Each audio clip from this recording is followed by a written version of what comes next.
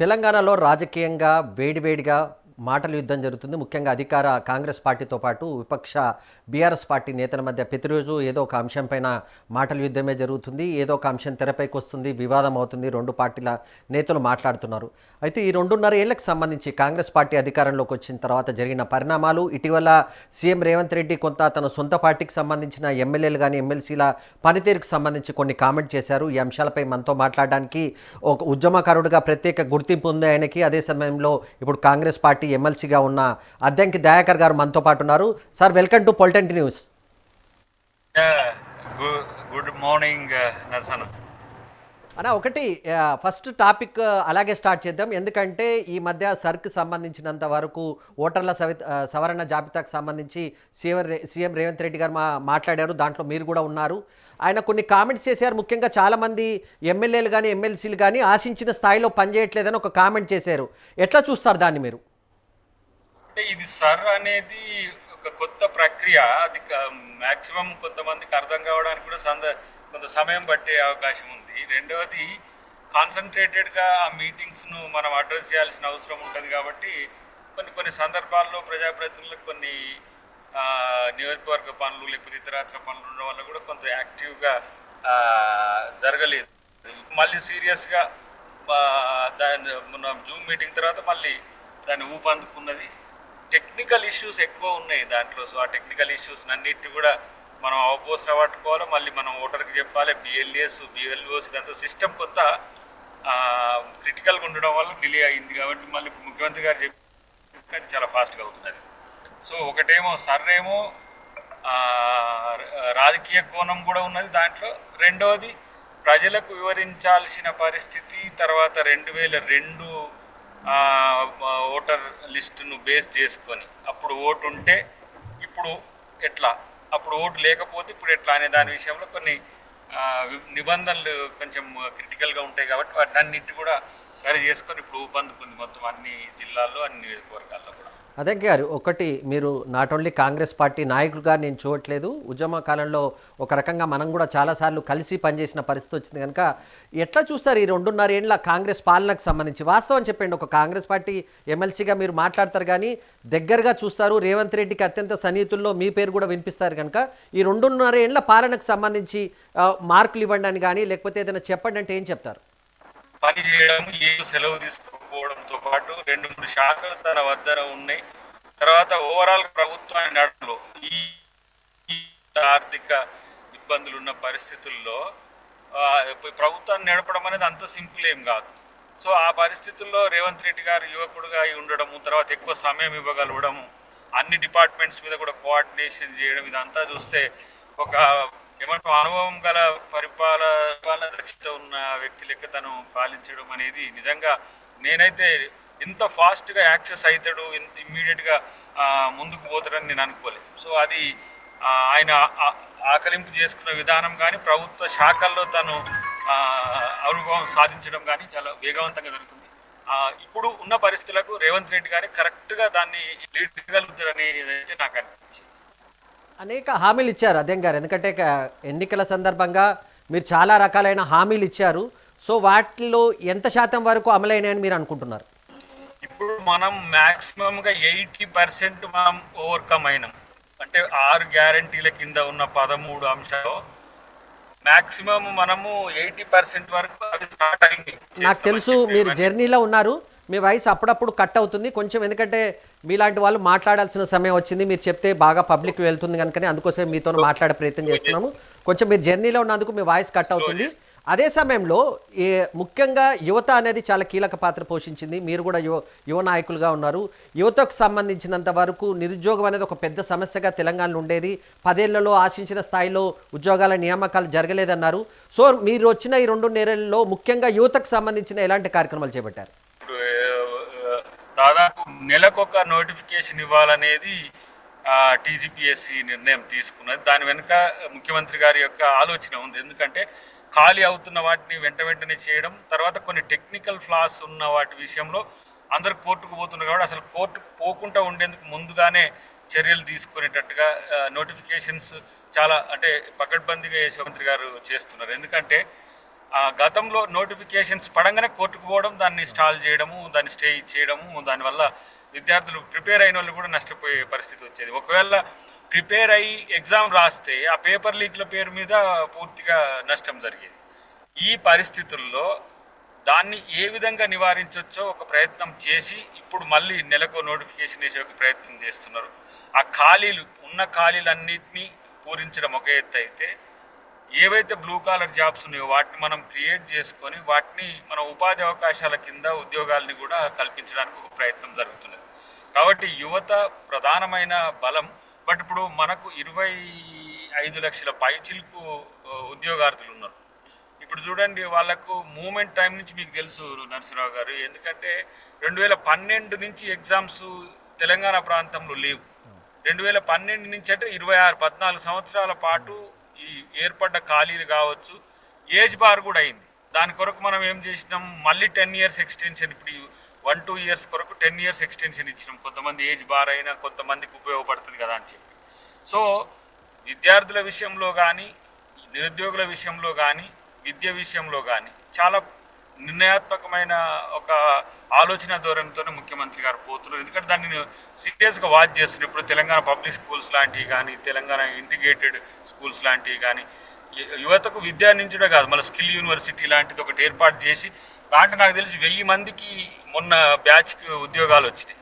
So blue collar జాబ్సే కాదు, వాళ్ళు competitive exams కూడా ఇలా ప్రిపేర్ అయ్యే పరిస్థితి తెచ్చింది. కాబట్టి యువతే బలం. యువత పట్ల ముఖ్యమంత్రి గారి కన్సర్న్ ఉంటుంది. ఉద్యోగాల నోటిఫికేషన్లే కాదు, నూతన ఉద్యోగాల కల్పన గురించి కూడా భవిష్యత్తులో మీకు అవకాశం ఉంది. అదే గారు, నేను విమర్శల వైపు కూడా వస్తాను. ఎందుకంటే చాలా రకాలైన విమర్శలు వస్తాయి. ఫస్ట్ ఈ మధ్యకాలంలో బాగా వినిపిస్తుంది, ఇవాళ కూడా కొంత దాని గురించి మాట్లాడుతున్నారు. హైడ్రా 30% అనేది కేటీఆర్ కానీ హరీష్ కానీ పదే పదే కామెంట్ చేస్తున్నారు. ఏంటి హైడ్రా అనేది కాంగ్రెస్ పార్టీకి ప్లస్ అవుతుందా లేకపోతే ఎక్కడైనా మైనస్ అవుతుందా? మీ పైన విమర్శలు రావడానికి హైడ్రాను ఒక వేదికగా చేసుకునేందుకు బీఆర్ఎస్ పార్టీ ప్రయత్నిస్తుందంటారా? అయితే 80,000 కోట్ల పైచిలుకు ఆస్తుల పరిరక్షణ జరిగింది హైడ్రాతో. అది ప్రజలకు మంచి జరుగుతున్నట్ట, చెడు జరుగుతున్నట్ట? నేను ఈ మధ్య రంగనాథ్ గారితో మాట్లాడిన, ఇట్లాంటి విమర్శలే వస్తున్నాయి, మేము ఎలాంటి సమాధానాలు చెప్పాల్సిన అవసరం ఉందని చెప్పి నేను ఒక సూచన కూడా వారికి ఇచ్చిన. ఏంటంటే, మీరు హైడ్రా ఆధీనంలోకి తీసుకున్న భూముల వివరాలు, అక్కడ ఎవరైతే ఆక్యుపై చేసుకున్నారో అక్రమంగా వాళ్ళ యొక్క వివరాలు, వాటి నుంచి ఎంత మొత్తంలో మనం ప్రభుత్వము ప్రజలకు చెందిన ఆస్తిని ప్రజలకు వెనక్కి తీసుకోగలిగింది అని ఒక సెమినార్, అన్ని ఆల్ పార్టీస్తో మీటింగ్ పెట్టి మీరు ఒక సెమినార్ పెట్టండి సార్ అని కూడా చెప్పిన. ఎందుకంటే హైడ్రా వల్ల ప్రజలు చాలా వరకు సంతోషంగా ఉన్నాయి. సోషల్ మీడియాలో వీళ్ళు చేస్తున్న హంగామా, ఎవరు కేటీఆర్ టీం చేస్తున్న హంగామా తప్పితే, అంటే చెరువులు కబ్జా చేసుకోమని చెప్తున్నట్ట కేసీఆర్ కేటీఆర్. రాజకీయ ఎత్తుగడో నాకు అది అర్థం కాదు. హైడ్రా అనే ఒక టూల్ ఈరోజు దానికి ఒక పోలీస్ స్టేషన్ కూడా ఉన్నది. అది కోర్టుకు వెళ్ళే వాళ్ళ యొక్క హక్కుల రక్షణ కూడా చూస్తున్నది. ఎవరైనా అక్రమంగా ఇప్పుడు ఒక కంప్లైంట్ ఇస్తారు, ఆ కంప్లైంట్లో అక్రమంగా హైడ్రా తీసుకున్నా కూడా కోర్టుకు పోతే వాళ్ళకు స్టే ఇచ్చే అవకాశం కూడా ఉంది. అట్లాంటప్పుడు వెరిఫై చేసినప్పుడు పోలీస్ స్టేషన్లో, ఆ పోలీస్ స్టేషన్ ఓపెనింగ్ కూడా మన బుద్ధ భవన్లో ఉంటుంది, మీరు చూడండి. ఎవరైనా అక్రమంగా మీ భూములను ఇట్లా రాంగ్గా చెప్పే ప్రయత్నం చేస్తే మీరు పోలీస్ స్టేషన్ పోయి మీరు కంప్లైంట్ చేయొచ్చు. అప్పుడు పోలీసులు దాని వివరాలన్నీ కూడా తీసుకుంటారు. తీసుకొని ఏం చేస్తారు, ఇది నిజమైన ఈ వ్యక్తికి సంబంధించిందే కాబట్టి దీన్ని హైడ్రా ముట్టుకోదు. ఒకవేళ నిజంగా ఆక్యుపై చేసినోడు ఉన్నాడు అనుకోండి, కంప్లైంట్ చేస్తే పోయి హైడ్రా ఆక్యుపై చేసుకుంటుంది. మరి ఈ ఇల్లీగల్ ఏవైతే గ్రాబింగ్స్ ఉన్నాయో వాటిని ప్రోత్సహిస్తుందా హైడ్రా? మంచిది కాదని చెప్తే కూల్చడం అని అంటారు. అవును, ఇప్పుడు ఒక మాట అనుకుందాం, టీఆర్ఎస్ పార్టీకి మేమే ఒక ఆఫీస్కు ఇచ్చినాం, ఏంది ఒక ఎంత 2 ఎకరాలు 3 ఎకరాలు ఇచ్చింది రాజశేఖర రెడ్డి గారు. ఇప్పుడు ఒక ఆయన పోయి అది నాదే అని టీఆర్ఎస్ పార్టీ ఆఫీసుని కూలుస్తానో లేకపోతే దాన్ని నాదే అని చెప్పేసి ఆయన ఏదో ఒక ప్రయత్నం చేస్తాడు. అప్పుడు ఏం చేయాలి ప్రభుత్వం? నేను ఇచ్చిన భూమి అది సరైన భూమి అని చెప్పాలనా, లేకపోతే లేదు అక్కడ ఇల్లీగల్ కన్స్ట్రక్షన్ ఉంటే కూల్చకుండా వాళ్ళకి ఇచ్చేయాలనా? అట్లా అనుకుంటే ఖాళీ జాగాల మీద అంతా కూడా బీఆర్ఎస్ వాళ్ళు వేసి ఉన్నారు. ఇప్పుడు ఖాళీ జాగాలు ఉన్నాయి Hyderabad regional ring road, ORR చుట్టూ కూడా, పట్టణాల్లో వదిలేయాలన్నట్టు. వాళ్ళ బినామీలకు అక్రమంగా భూ కేటాయింపులు చేసిండ్రు. అది ఎఫ్టీఎల్లో చేసిండ్రు, అది ప్రభుత్వ భూములలో చేసిండ్రు, ఇతరత్ర ఏదైతే భూదాన్ ల్యాండ్సో లేకపోతే ఎవెక్యూ ప్రాపర్టీసో లేకపోతే ఇంకా చెప్పాలంటే అసైన్ ల్యాండ్స్ని కూడా ఎంతో మందికి అప్పనంగా ఆ ధరణి పోర్టల్ ఏదైతే వచ్చిందో ఆ ధరణి పోర్టల్ మొత్తం కూడా మాయాజాలమే. సర్వే నెంబర్ మాయ చేయడం, వాళ్ళ బినామీకి దాన్ని అసైన్ చేయడం. కాబట్టి హైడ్రా ఎవరైతే అక్రమార్కులు ఉంటారో వాళ్ళ పట్ల అది సింహస్వప్నంగానే ఉంటుంది. అది ముఖ్యమంత్రి గారు దానికి ఒక స్పెషల్ ఒక ప్రొటెక్షన్ లెక్క ఒక హైడ్రా టీంనే ఏర్పాటు చేసిండు. అది ప్రజా ఆస్తుల రక్షణ కోసం ఏర్పాటు చేసింది. ఎవరైతే ప్రజల ఆస్తులు భక్షించారో వాళ్ళకి భయం అవుతుంది. లేకపోతే ఇప్పుడు ఇన్ని దాదాపు 1.5 కోటి మంది జీవిస్తున్న ఇళ్లలో ఎంతమంది ఇళ్ళకి పోయి అది హైడ్రా ఈరోజు వాళ్ళ ఇండ్లు కూలుస్తా అంటున్నది. క్రమంగా ఆక్యుపై చేసుకున్న భూములు వెనుకకు తీసుకున్నది అని అంటే అది మంచి జరిగినట్ట తప్పు జరిగినట్టే వాళ్ళ ఆత్మ పరిశీలన చేసుకోవాలి. అంతా తప్పితే హైడ్రా వల్ల కాంగ్రెస్ పార్టీకి కాంగ్రెస్ ప్రభుత్వానికి ముఖ్యంగా రేవంత్ రెడ్డి గారికి దేశవ్యాప్తంగా మంచి పేరు వస్తుంది. అదే గారు ఇందాక మీరు మాట్లాడుతూ ఒక కామెంట్ చేశారు, సోషల్ మీడియా అనే పదం వాడారు. ఈ మధ్య మంత్రి శ్రీధర్ బాబు గారు ఒక కామెంట్ చేశారు, మాకు ప్రధాన ప్రతిపక్షంగా ఏదంటే అది సోషల్ మీడియానే ఉంటుందని చెప్పేసి అని చెప్తున్నాడు. సోషల్ మీడియా విషయంలో ఎక్కడైనా కాంగ్రెస్ పార్టీ వెనుకబడి ఉందా అంటే ఏమంటారు మీరు? సోషల్ మీడియాతో ప్రాబ్లం కాదు, ఏదైతే ప్రాపగండా మీడియా ఉందో ఆ పార్టీలకు సంబంధించిన కొంతమంది వ్యక్తులను డిప్యూట్ చేసుకొని వాళ్ళు చేస్తున్న ప్రచారం వల్ల సోషల్ మీడియాలో ఇప్పుడు మీలాంటి సంస్థలు కూడా ఉన్నాయి, వాస్తవాలుగా ప్రసారం చేసే ఉన్నాయి, వాళ్ళ వ్యూస్ చెప్పే ఉన్నాయి, న్యూస్ ఇచ్చే ఉన్నాయి, పక్షపాతంగా న్యూస్ ఇచ్చే ఉన్నాయి. వాటితో సమస్య కాదు. ఒక అబద్ధాన్ని ఇప్పుడు హైడ్రా పూర్తి స్థాయిలో పేదోళ్ళు ఇండ్లు గుంజుకుంటారని చెప్పి ప్రచారం చేసే ఒక టీం ఉందనుకోండి, అది వాస్తవం కాదు కదా. తీసుకుంటే ప్రజలు ఇప్పుడు హైదరాబాద్లో మెయిన్ సెంటర్లో ఉండే అన్ని కూడా హైడ్రా ఎందుకు తీసుకోవట్లేదు? కాబట్టి ఇది ఒక భయానక వాతావరణం సృష్టించడం. లేకపోతే ఇప్పుడు మొన్న నేను చూసిన ఒక 5-6 ఉన్నారు కదా, తెలంగాణ ఉద్యమంలో కేసీఆర్ ఒక అడుగు వెనకేసిన మాట మాకు తెలుసు. జేఏసీలో ఉన్న మాకు ఆ కరీంనగర్ డిక్లరేషన్ తర్వాత తెలంగాణకు కొంత వ్యతిరేకం చేయడానికి ఒక ప్రయత్నం జరిగినప్పుడు ఆయన సెటరైట్ చేసింది కూడా మాకు తెలుసు. చరిత్ర నేను రేపు పుస్తకాలు ఎట్లాగ రాస్తున్నాం, అది అన్ని రిలీజ్ అయితే చరిత్ర చెరిపేస్తే తిరగదు కదా. కాబట్టి అలాంటి వాటిని ఏం చేస్తాడు వాడు, పాకిస్తాన్ ప్రేమికుల్లాగానే తెలంగాణ ఏంది కేసీఆర్ వ్యతిరేకాన్ని పెడతాడు కదా, దాని మీద చర్చలు పెడతా ఉంటాడు, వారికి గిరాకీ. ఇట్లాంటి వాళ్ళతో సమస్య.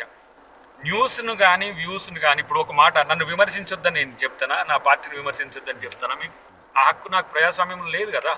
విమర్శించవచ్చు, ప్రశ్నించవచ్చు, కానీ అబద్ధాలను ప్రచారం చేసే హక్కు ఎక్కడిది? అట్లా ఎన్ని చేస్తున్నారు, ఎన్ని రకాలు చేస్తున్నారు. అయ్యే పేపర్ వార్తలు ఉంటాయి, పేపర్ పేరేందో ఉండదు. మీరు గతంలో చేసిన మీడియా సంస్థల్లో నేను ఇప్పుడైనా పొలిటెంట్ నేను ఒక మీడియా ప్రతినిధిని చెప్పుకుంటారు. మీరు అసలు ఒక బ్లాక్ది ఉంటుంది, ఆ బ్లాక్తో ప్రజల వద్దకు పోయినట్టు పోతాడు, అక్కడ ఏదో మార్ఫింగ్ చేసి పడేసి తీసుకొచ్చి సోషల్ మీడియాలో పెట్టి ప్రజలు ఇట్లా అనుకుంటారు అని చెప్తారు, వాళ్ళే చెప్పించి. కాబట్టి ప్రాపగండా వాళ్ళతో దాదాపు నేను అనుకుంటా వీళ్ళకు బీఆర్ఎస్ వాళ్ళకి కానీ బీజేపీ వాళ్ళకి కానీ వీళ్ళకు 10 వాళ్ళకు 10 ఉన్నట్టుంది. మళ్ళీ మీడియాలో టిల్ట్ మీడియా ఉంది, అది కాంగ్రెస్ వ్యతిరేక మీడియా కాబట్టి వాళ్ళకు అనుకూలంగా ఉండే ప్రయత్నం చేస్తుంది. అంటే ఉన్నది ఉన్నట్టుగా చెప్పడం వేరు, అబద్ధాన్ని ప్రచారం చేయడం వేరు. అది మనోడు కేటీఆర్ అట్లాంటి టీంను పట్టుకున్నాడు. సోషల్ మీడియాని మేము వాడమా? ఐఎన్సీ ఉంది, మాకు తెలంగాణ కాంగ్రెస్కు సోషల్ మీడియా ఉంది, తర్వాత చాలా యూట్యూబ్ ఛానల్స్ వాళ్ళ యొక్క విధానాలను ప్రకటిస్తూనే ఉంటారు, విమర్శిస్తారు, పొగుడుతారు, అన్ని రకాలు ఉంటాయి. కానీ పని కట్టుకొని అదే పనిగా వీళ్ళు చేసే ఇప్పుడు మా మీద విమర్శలు చేసినట్టుగానే మమ్మల్ని ప్రశ్నించినట్టుగానే ప్రతిపక్షాల్లో వాటిని కూడా విమర్శ చేస్తారు. ఇద్దరు రాజకీయ పక్షాలను కూడా చేయాలిగా. వాళ్ళు అట్లా ఏముండదు, ఒకే పాట ఏంటి, పొద్దుగా లేస్తే రేవంత్ రెడ్డి గారిని, లేదంటే కాంగ్రెస్ పార్టీని, లేదంటే కాంగ్రెస్ ప్రభుత్వాన్ని. అట్లాంటి వాటితో సమస్య తప్పితే మీడియా మేము ఆహ్వానిస్తాం. ఎందుకంటే మా ప్రభుత్వ పథకాలతో పాటు మమ్మల్ని ప్రచారం చేసేది మీరు లేకుంటే ఎట్ట ప్రజలకు వారధి అవుతుంది. కాబట్టి ఆ ముసుగులో వచ్చే ఇలాంటి ప్రాపగండా వాటి పట్లనే ఆలోచిస్తున్నాం, అంతే తప్పితే అవి కూడా ప్రజలకు తెలుస్తూనే ఉంటాయి కదా నరసన, చేసుకొని. అట్లాగే ఈ రైతులు హ్యాపీగా ఉన్నారా? ఇప్పుడు 2 లక్షల కోట్ల రూపాయల నగదును ఈ 2.5 సంవత్సరాల కాలంలో వెచ్చించిన రైతు సమాజం ఎందుకు సంతృప్తిగా ఉండరు? 2.85 lakhs crores అంటే 2,85,000 కోట్లు పెట్టింది. 2.5 yearsలో రమారమి, నేను సబ్జెక్ట్ టు కరెక్షన్ 1,89,000 చిల్లర, మళ్ళీ ఇప్పుడు ఈ మధ్యన వేస్తున్న రైతు భరోసా, వీటికి సంబంధించిన వాటికి ఇంకా వివరాలు వస్తే దగ్గర దగ్గర అంటే 2 లక్షల కోట్లు 2.5 సంవత్సరాలు ఇచ్చి రైతు రుణమాఫీ చేసి రైతు భరోసాను వీళ్ళు చెల్లించని దాన్ని కూడా మేము చెల్లించినాం, వీళ్ళు ఇవ్వకపోయిన దాన్ని కూడా. తర్వాత ఒక్క కారుకు 40,000 కోట్ల రూపాయలు పెడుతున్నాం ఒక పంటకు. ఇంతకంటే బెటర్గా ఇప్పుడు చూడండి, 1,40,00,000 మెట్రిక్ టన్నుల పంట 90 లక్షల మెట్రిక్ టన్నుల వరకు మనం కొన్నాం. దేశంలోనే ప్రభుత్వం ఇట్లా కొన్న దాఖలాలు లేవు. కాబట్టి నేనేం చెప్తున్నా అంటే వాస్తవాలు, ఫిగర్స్ నీ ముందు కనపడుతున్నాయి కదా. అలాంటప్పుడు రైతులు ఎందుకు, ఇప్పుడు రైతు సమాజంతోనే ప్రొడక్టివిటీ పెరుగుతున్నది మనకు. రైతుల్లో అన్ని రకాల అన్ని కులాల అన్ని మతాల వాళ్ళు ఉంటారు. దానికి వ్యవసాయానికి కులం మతం ఏం లేదు. అంత పెద్ద సమాజానికి మేము మేలు చేస్తే రైతుల నుంచి వ్యతిరేకత తీసుకురావాలని ఇప్పుడు యూరియా ఒక ఇష్యూ తీసుకొస్తున్నారు. యూరియా కేంద్ర ప్రభుత్వం పరిధిలో ఉంటుంది. మనకాడ కూడా రామగుండం దగ్గర ఆర్సీఎల్ నుంచి ఉత్పత్తి అవుతుంది. పోయి మరి మనం రామగుండం నుంచి మొత్తం అక్వైర్ చేసుకొని వద్దామా? కేటాయించింది మనకు ఇవ్వాల్సిన బాధ్యత నుంచి కేంద్ర ప్రభుత్వం తప్పించుకుంటుంటే బీజేపీ వాళ్ళు కూడా యూరియా దొరుకుతలేదు అంటారు. ఇప్పుడు ఆడికి పోయి యూరియా మా రాష్ట్రానికి ఇవ్వండి సార్ అని ఒక్కరు పోయి అడగలేదు. మళ్ళీ ముఖ్యమంత్రి పోయినప్పుడే పోవాలి, అడగాలి, వాళ్ళతో మాట్లాడాలి, వాళ్ళతో కొట్లాడాలి. ఇంకా అన్నిటికంటే ముఖ్యంగా యూరియా స్కేర్సిటీ కాంగ్రెస్ ప్రభుత్వాలు లేకపోతే బీజేపీయేతర ప్రభుత్వాలు ఉన్న దగ్గర స్కేర్సిటీ ఎందుకు వస్తున్నది?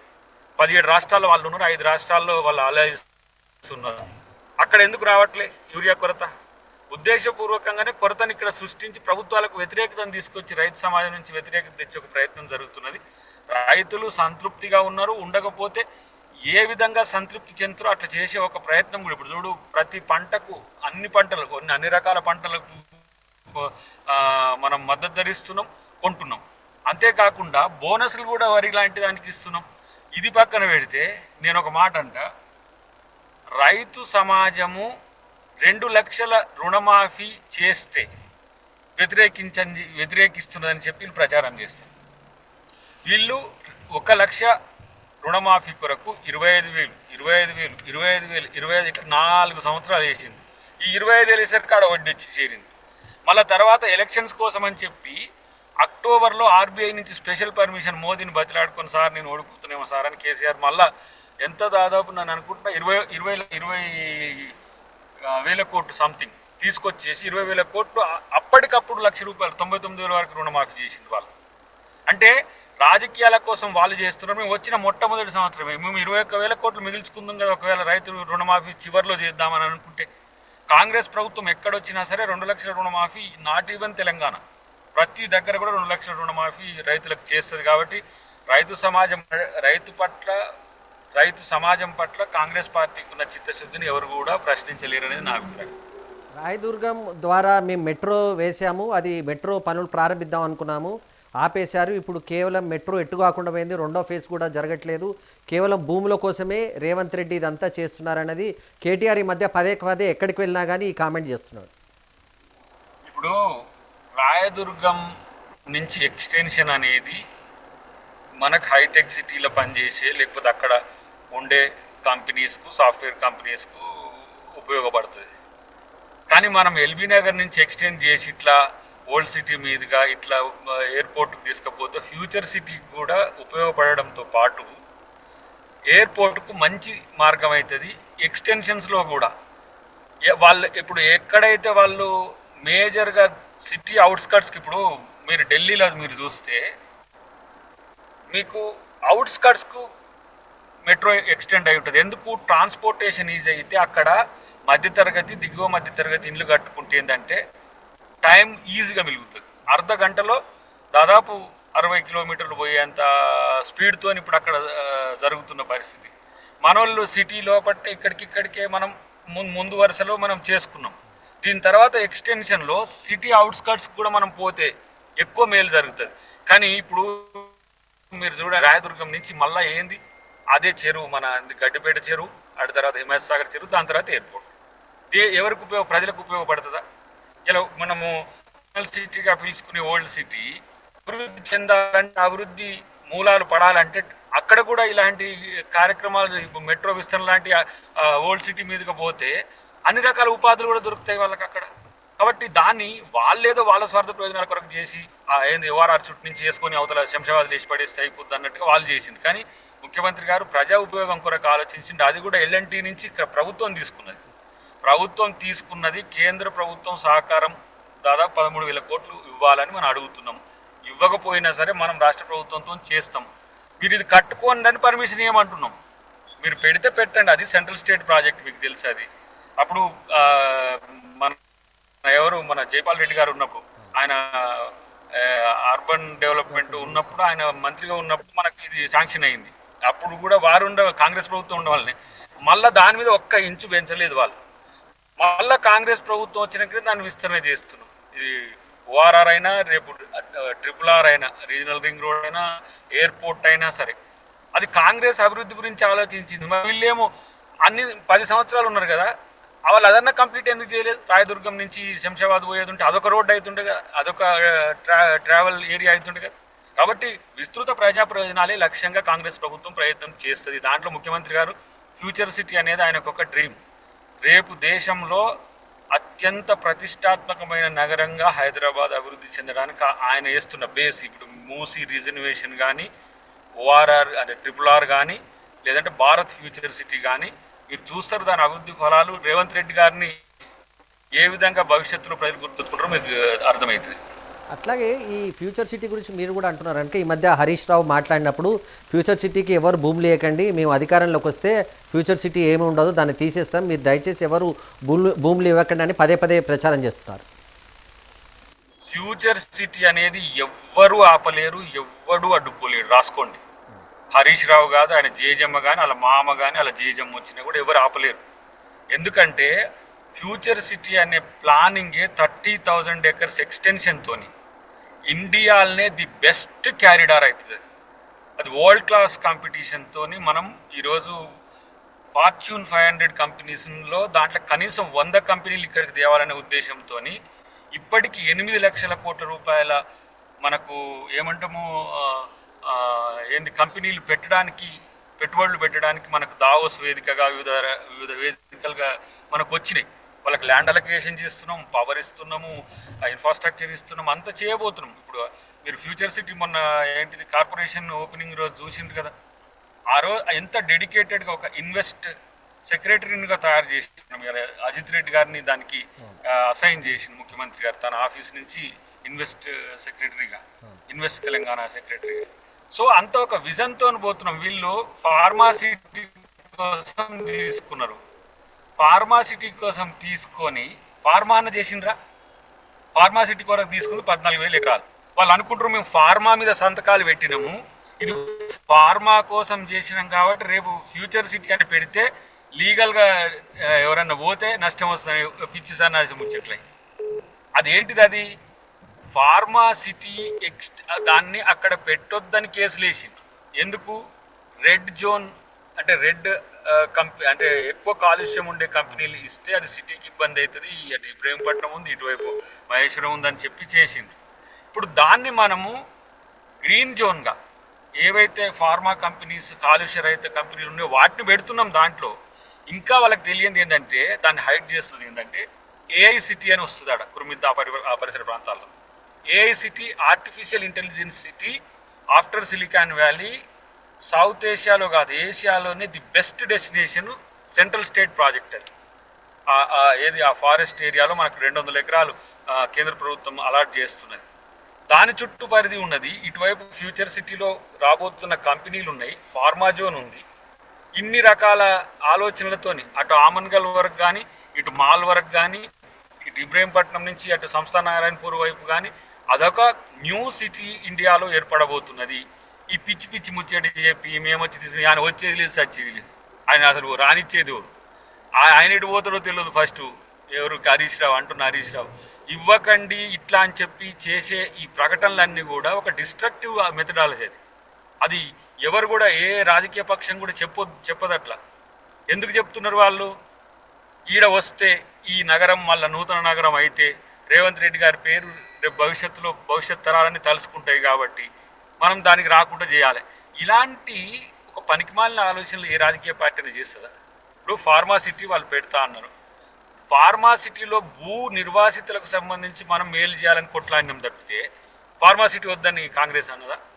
కోదన్ రెడ్డి గారు కానీ అప్పుడు చాలామంది మేమంతా కూడా అక్కడ భూదాన్ ల్యాండ్స్ దాదాపు 1800 ఎకర్స్ ఉండే, వాటిని కూడా తీసుకున్నారు. భూదాన్ హక్కులు ఉన్నాయి కాబట్టి ఆల్టర్నేటివ్ ల్యాండ్ ఏమని కొట్లాడింది, అంతే తప్పితే ఫార్మాసిటీని రద్దు చేస్తామని మేము అన్నామా? ఇట్లాంటి ఇవన్నీ జిలస్ లేదంటే ఈర్ష్యపూరిత కుళ్ళు కుట్రలతో వీళ్ళు ఎట్లాంటి మనసులో నాకు అర్థం కావట్లేదు. కనీసము సపోర్ట్ చేయకపోతే ఇట్లాంటి విష ప్రచారాలు చేయడం అనేది ఇలా బీఆర్ఎస్ ఎంచుకున్న ఒక దివాలాకోరు రాజనీతి అని నేను అంట. అది హరీష్ రావు లాంటి వాడు ఆ మాటలు అనడం వల్ల ఇక ఆయనది కూడా తెలిసిపోయింది, ఈయన పెద్ద పోటుగాడు అని చెప్పి అందరూ అనుకునేది ఇంతకు ముందు. కానీ ఇప్పుడు ఏమైంది, కుళ్ళు ఇంకా పెరిగిపోయింది అనేది అర్థమవుతున్న పరిస్థితి. కాబట్టి ఎవ్వడు ఫ్యూచర్ సిటీని అడ్డుకోలేడు. ఈ స్టేట్మెంట్ మీరు మంచిగా పెట్టండి, పెద్దగా పెట్టండి నేను చెప్తున్నా. ఎందుకంటే అడ్డుకోవడానికి అవకాశాలు కూడా లేవు. వీళ్ళ యొక్క ఏమంటాం ఆలోచన ధోరణి కేవలం తెలంగాణ వాళ్ళ కంట్రోల్లో ఉండాలి.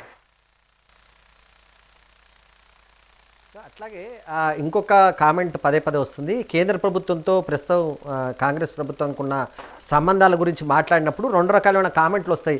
రేవంత్ రెడ్డి ఎందుకో మోడీకి సన్నిహితంగా ఉంటారు, మోడీకి బాగా క్లోజ్గా ఉంటున్నారని బీఆర్ఎస్ కూడా పదే పదే అంటుంటుంది. నేను అదే అంటారు, కేంద్ర రాష్ట్ర సంబంధాల గురించి ఎట్లా మాట్లాడతారు, దాని గురించి చెప్పండి.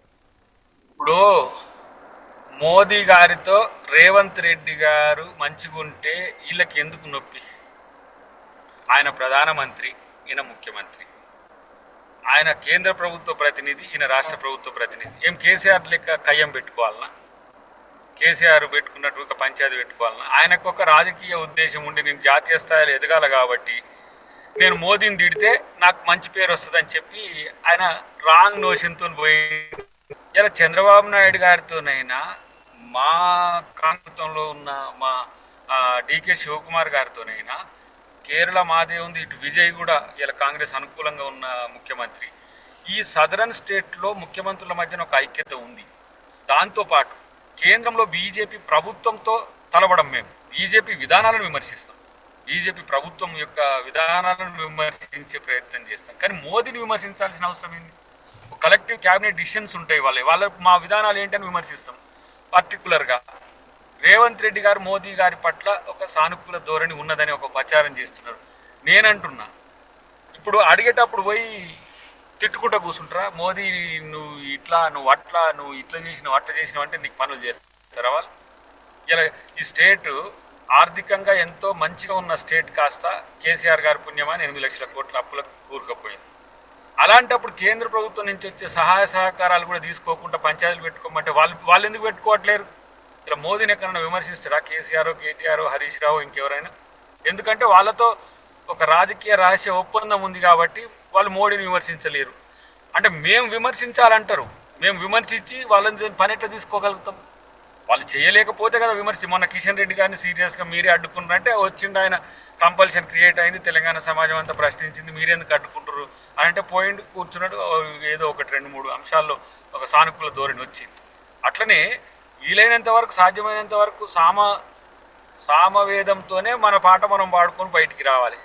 ఈ దాన దండ ఉపాయాలు మనకి ఎందుకు? కాబట్టి ఇలా ఒకవేళ అట్లా చేసిన వాళ్ళని కూడా మోదీ ఏం చేసిండ్రు, ₹1 రాకుండా చేస్తున్నాడు.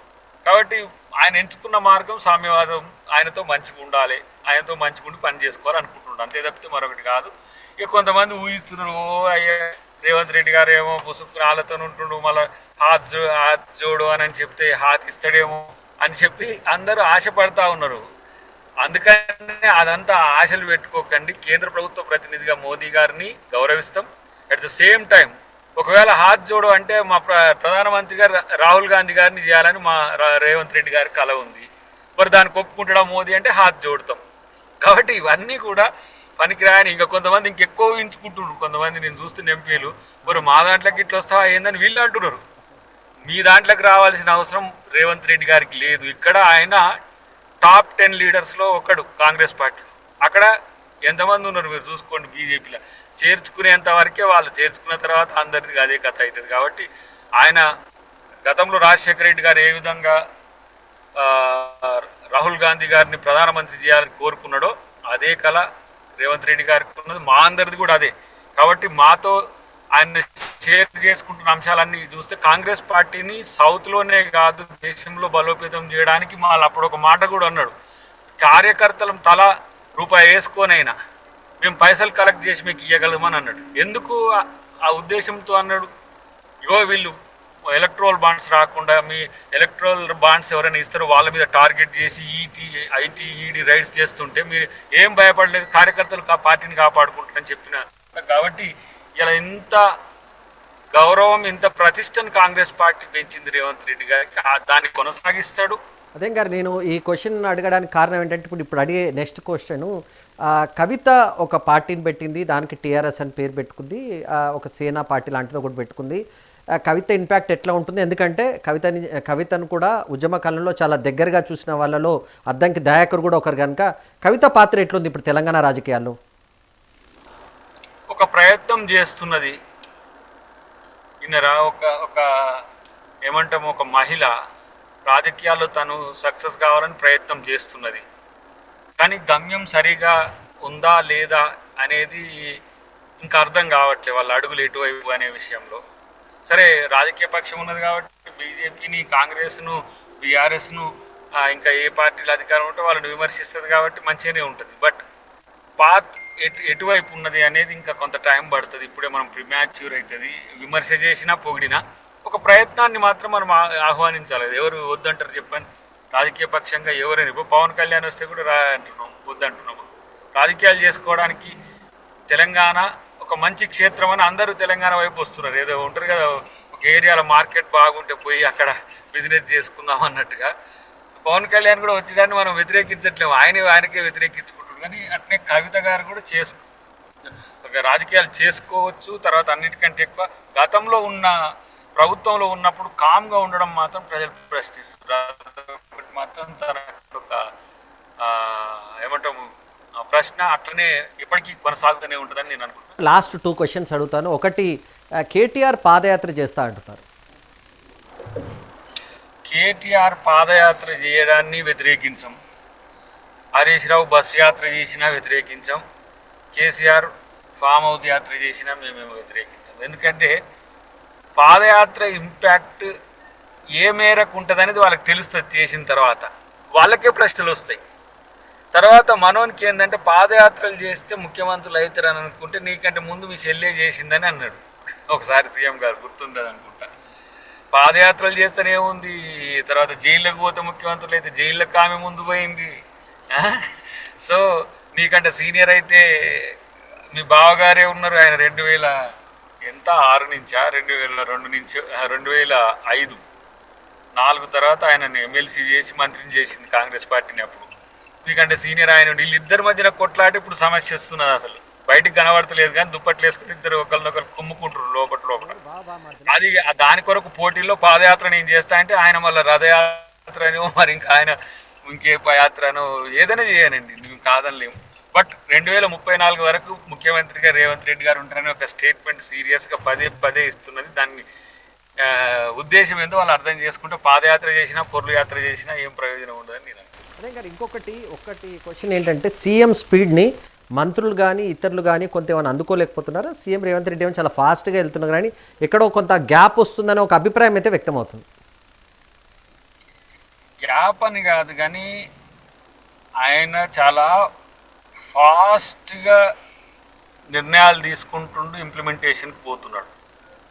ఇది మంత్రులు అందుకోలేక కాదు, మంత్రుల వాటిని కూడా తను కోఆర్డినేట్ చేసి కన్క్లూడ్ కూడా చేస్తున్నాం. సో ఇంకా రేవంత్ రెడ్డి గారి వాళ్ళు ఏంది, మంత్రులు కూడా ఫాస్ట్ అయిపోతున్నారు. ఇంకా ఎందుకు మనమే ముందుండి ఆయన వచ్చేంత వరకు దీన్ని ఇంకా మనం ఎక్స్టెండ్ చేయడానికి లేకుండా రాగానే ఫినిష్ చేసేటట్టుగా అట్ట చేయాలని కూడా చూస్తున్నారు.